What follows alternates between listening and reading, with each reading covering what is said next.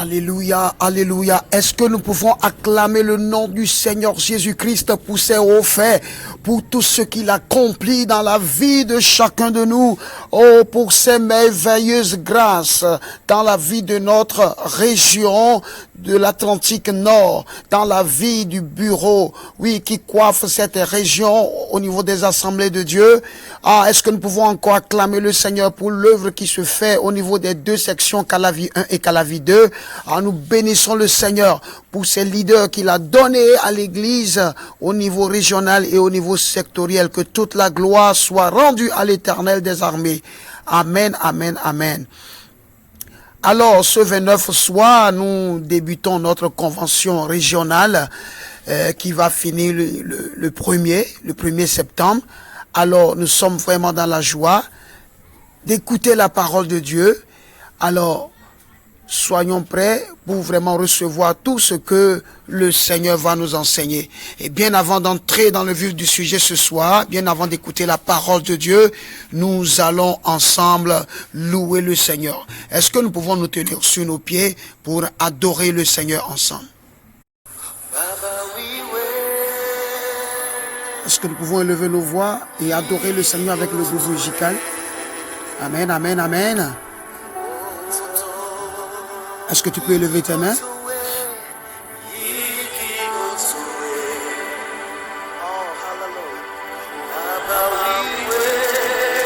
Oh, reçois toute la gloire, Seigneur. Alléluia.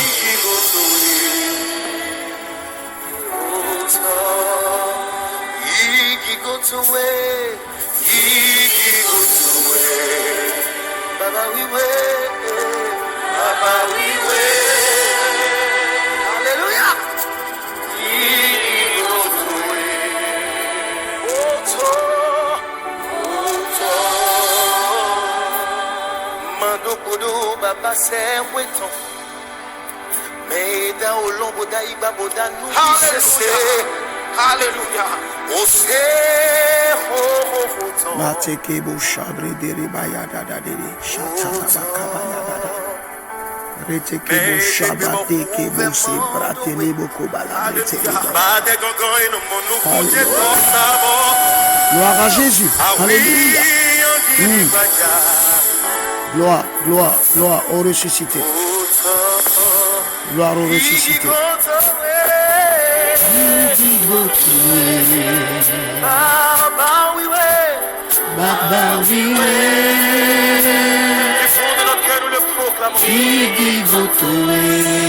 Nous le soyons ses anges et nous l'adorons. De mon âme se chante.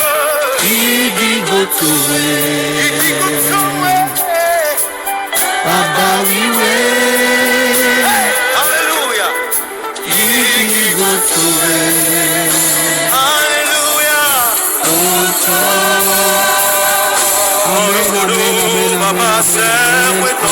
Gloire à Dieu. Merci Seigneur. Amen. Alléluia. La puissance de la croix se déploiera dans ta vie, dans ma vie, dans la vie de chacun de nous pendant cette convention régionale de l'Atlantique Nord. Alléluia. Saint-Esprit, prépare nos cœurs à recevoir ta parole ce soir. Amen.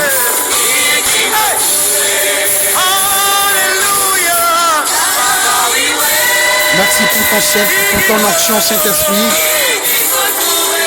Merci pour ton action qui remplit cette salle.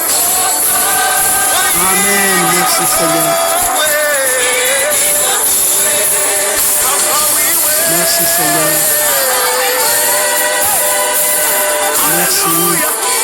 Merci au groupe musical pour le travail. Amen, amen, amen, amen. Gloire à Dieu. Père, nous voulons te dire merci. Merci pour ce grand moment d'adoration passé en ta présence. Oh, toute la gloire est à toi. Seigneur, nous voulons entendre ta parole. Nous voulons recevoir cet enseignement sur le thème la puissance de la croix. Oh, que de par ta parole, nous soyons vivifiés, nous soyons guéris, nous soyons délivrés. Nous te confions, Seigneur, ton serviteur, qui va prendre la parole et qui va nous enseigner. Bénis-le, oins-le, et que ta parole sorte de sa bouche avec puissance. Amen, amen, amen. Merci, Seigneur. Encore une fois, acclamons le Seigneur, acclamons sa parole que nous allons recevoir. Bonsoir, peuple de Dieu. Soyez richement bénis. Amen. Soyez richement bénis. Amen, amen. Alors, je suis votre serviteur, le révérend pasteur Léon Abissi. Je bénis le Seigneur pour la grâce qu'il m'a donnée d'être l'enseignant à cette convention régionale, délocalisée bien sûr. Nous sommes ici à Bodjo, aux assemblées de Dieu de Bodjo, dans la zone de Arconville. Je bénis le Seigneur pour ma chère épouse Anne, qui me soutient actuellement dans ses prières. Je bénis le nom du Seigneur pour le président de la région, le révérend Bagidi Mesme, et tout son bureau, que le Seigneur a inspiré. Je bénis le Seigneur pour le révérend Yetin Basile, qui est l'actuel représentant de la section Calavi 2, et son bureau également. Je bénis le Seigneur pour la vie du représentant de Calavi 1, le révérend Beto. Oh, que le Seigneur vous bénisse, révérend Beto. Soyez richement bénis. Alléluia, que le Seigneur bénisse votre bureau. Alors, nous sommes ici à Bodjo, sur l'église du représentant, le révérend Yetin Basile, un véritable homme de Dieu. Chers serviteurs de Dieu, soyez bénis. Lisons dans Colossiens le chapitre 2, les versets 14 et 15, de la version Louis II, bien sûr. Je lis la parole de Dieu. Il a effacé l'acte dont les ordonnances nous condamnaient et qui subsistait contre nous, et il l'a détruit en le clouant à la croix. Il a dépouillé les dominations et les autorités et les a livrées publiquement en spectacle en triomphant d'elles par la croix. Alléluia. Amen, amen. Amen, amen. Dans l'année mémorable de 1980, dans un coin reculé des montagnes de l'Himalaya, des géologues entreprirent une exploration audacieuse, forant les sols résistants à des profondeurs où peu osaient s'aventurer. À plus de 7 km sous la surface terrestre, un phénomène singulier et inexplicable se produisit. Les instruments de mesure enregistraient des ondes sismiques d'une ampleur stupéfiante, défiant toute explication rationnelle. Une cavité souterraine formée naturellement semblait presque répondre à l'appel de ces scientifiques pionniers. En un instant, l'intensité des ondes sismiques se calma, comme si la profondeur de la terre elle-même avait recouvré une paix depuis longtemps perdue. Ce prodige naturel, bien que fascinant, nous rappelle le miracle surnaturel de la croix. Comme la cavité souterraine qui semblait répondre à l'appel des géologues, la croix répond aux aspirations les plus profondes de l'âme humaine. Elle résonne avec l'appel de la réconciliation, transcendant les barrières du temps et de l'espace pour toucher les cœurs assoiffés de vérité. Ainsi, tout comme la terre révèle parfois ses secrets les plus enfouis, la croix nous révèle la victoire triomphante de notre Sauveur sur les puissances spirituelles qui ont asservi l'humanité. En méditant sur ce parallèle entre les profondeurs de la terre et les profondeurs de la foi, nous nous engageons dans une quête de compréhension qui transcende les limites du tangible pour atteindre des horizons spirituels. Dans notre exploration de Colossiens, le chapitre 2, les versets 14 et 15, nous poursuivrons non seulement une connaissance géologique, mais aussi une révélation spirituelle de la puissance qui réside dans la croix. Amen. Préparons-nous donc, tels des âmes intrépides, à sonder les strates de la parole pour extraire des joyaux spirituels qui, comme des pierres précieuses, illumineront nos esprits et notre cœur. Amen. Cet enseignement sur la puissance de la croix est subdivisé en 6 leçons. Alors, cette première leçon est titrée « Contextualisation de Colossiens, le chapitre 2, les versets 14 et 15 ». Alors, nous allons placer le passage dans le contexte de la lettre aux Colossiens. Avant d'explorer en profondeur Colossiens, le chapitre 2, les versets 14 et 15, nous devons tout d'abord comprendre le contexte général de l'épître aux Colossiens. Cette lettre a été écrite par l'apôtre Paul alors qu'il était en prison, probablement à Rome, aux alentours de l'an 60 à 62. De notre ère, bien sûr. L'église de Colosse, située en Asie mineure, l'actuelle Turquie, avait été fondée par Epaphras, un collaborateur de Paul. L'une des caractéristiques de cette lettre est qu'elle aborde plusieurs problèmes théologiques et doctrinaux qui étaient présents dans l'église de Colosse. Parmi ces problèmes, l'apôtre Paul s'attaque à la montée d'un mélange de pensées philosophiques, mystiques et religieuses qui menaçaient de détourner les croyants de la foi centrée sur Christ.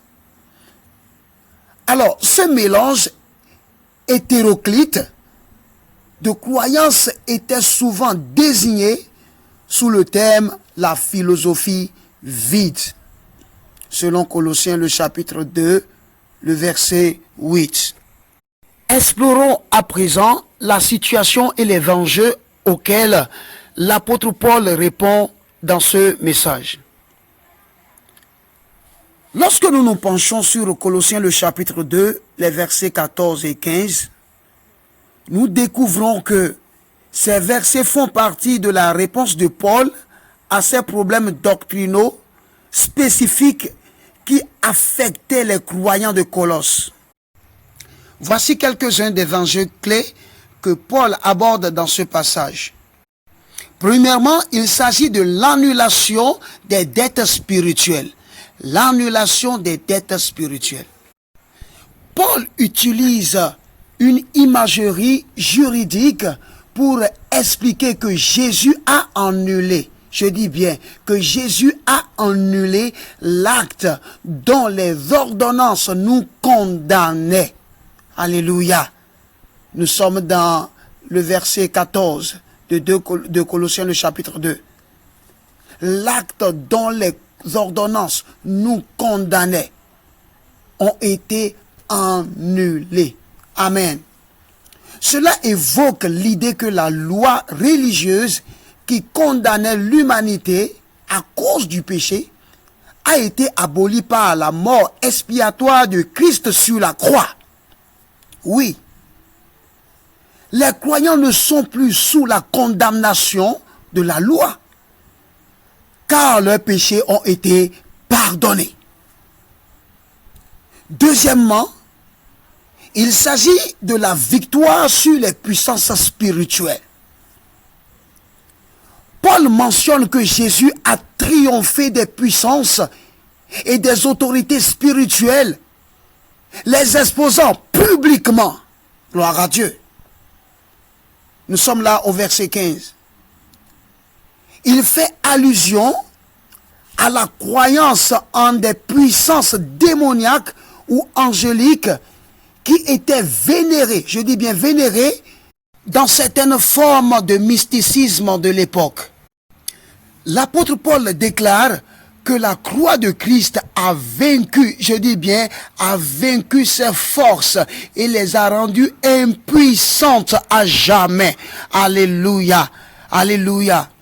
Alors, troisièmement, il s'agit de l'authenticité de la foi en Christ. L'authenticité de la foi en Christ. En mettant l'accent sur la suffisance, je dis bien, la suffisance de la foi en Christ, Paul rappelle aux Colossiens qu'ils n'ont pas besoin d'ajouter d'autres éléments mystiques ou religieux à leur foi, ce qui est très important. En Christ, ils ont tout ce dont ils ont besoin pour être complets. Selon Colossiens le chapitre 2, le verset 10. Ainsi, dans ces versets, Paul adresse les préoccupations des croyants de Colosse en réaffirmant la centralité de Christ, la suffisance de sa rédemption et la victoire totale qu'il a remportée sur toutes les puissances adverses. Cette contextualisation nous prépare à plonger plus profondément dans les vérités puissantes de Colossiens le chapitre 2, les versets 14 et 15, en comprenant pourquoi ces paroles étaient si pertinentes pour les croyants de l'époque, tout en conservant, bien sûr, leur pertinence pour nous aujourd'hui. Que le Seigneur nous bénisse. Ainsi vient de terminer la première leçon.